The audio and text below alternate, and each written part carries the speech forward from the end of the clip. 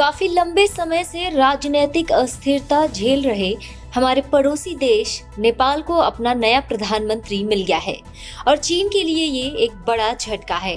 शेर बहादुर देउबा नेपाल के नए प्रधानमंत्री बने हैं, जो न केवल भारत समर्थक हैं बल्कि नेपाल को हिंदू राष्ट्र ही बने रहना देना चाहते हैं। भारत के खिलाफ चीन की लॉन्ग टर्म योजना पर नई सरकार के आने से अब पानी फिर गया है। TFI पर आपका स्वागत है। मैं महिमा पांडे आपको बताने जा रही हूँ कैसे नेपाल के नए प्रधानमंत्री शेर बहादुर देउबा की नियुक्ति से चीन के सभी मंसूबों पर पानी फिर गया है। हाल ही में नेपाली कांग्रेस के अध्यक्ष शेर बहादुर देउबा को आधिकारिक तौर पर नेपाल का प्रधानमंत्री बनाया गया है।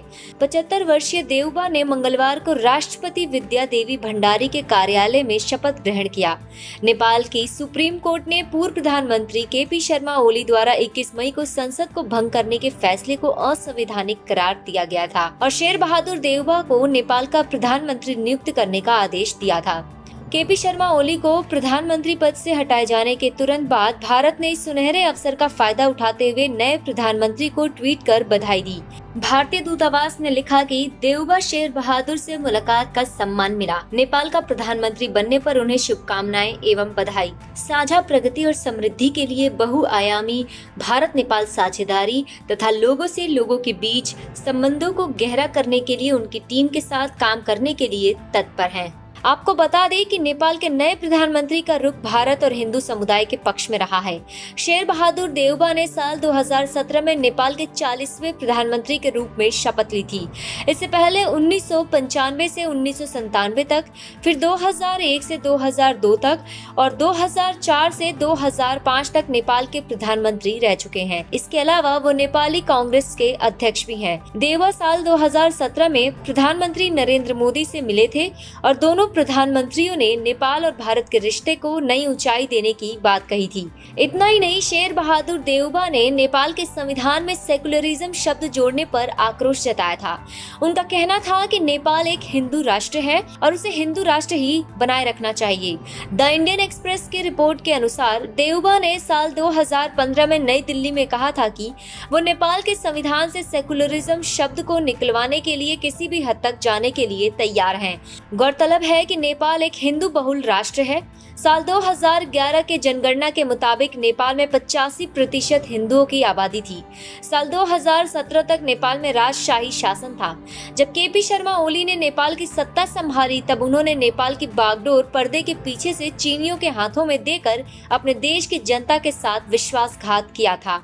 ये बात किसी से छिपी नहीं है कि पिछले वर्ष नेपाल और भारत के रिश्तों के बीच खटास केवल चीन के कारण ही आई थी। सदियों से चले आ रहे रोटी बेटी के रिश्ते में दरार नेपाल के पूर्व प्रधानमंत्री ओली के नेतृत्व में आई।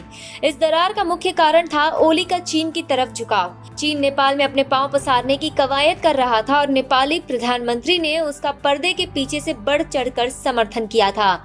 KP शर्मा ओली पर चीनी प्रभाव इतना ज्यादा बढ़ गया था कि वह भारत के भू हिस्से को अपना बताने लगे थे, अर्थात चीनियों की विस्तारवाद की भाषा बोलने लगे थे। ओली के इस रुख को लेकर ना ही नेपाली कांग्रेस उनसे सहमत थी और ना ही नेपाल की जनता। दरअसल ओली सत्ता में कम्युनिस्ट पार्टी के माध्यम से आए थे। ऐसे में लाजमी था कि चीन का प्रभाव काठमांडू में बढ़ चढ़कर बोलेगा। चीन लॉन्ग टर्म गेम खेलने के लिए नेपाल को भारत के खिलाफ कर रहा था। यह सब तब हो रहा था जब भारत और चीनी सेना के बीच लद्दाख तिब्बत सीमा पर झड़प की खबरें आई थीं। अंततः चीन को घुटने टेकने ही पड़े थे। वहीं दूसरी ओर नेपाल के माध्यम से भी चीन भारत के ऊपर दबाव बनाने का षड्यंत्र चल रहा था। लेकिन लद्दाख में जिस तरह चीन को झटका मिला, ठीक वैसे ही मात नेपाल में भी खानी पड़ी। इसके बाद अब KP शर्मा ओली के प्रधानमंत्री पद से हटने के बाद चीन के मंसूबों पर पानी फिर गया है। नेपाल के नए प्रधानमंत्री से भारत सरकार और भारतीय जनता ये उम्मीद कर रही है कि शेर बहादुर देउबा नेपाल की दशकों पुरानी हिंदू सभ्यता और संस्कृति को बरकरार रखेंगे और साथ ही भारत से अपने रिश्ते को दुरुस्त करेंगे, जिससे भविष्य में चीन की षड्यंत्रकारी नीतियों का दोनों देशों के रिश्तों पर कोई नकारात्मक प्रभाव न पड़े।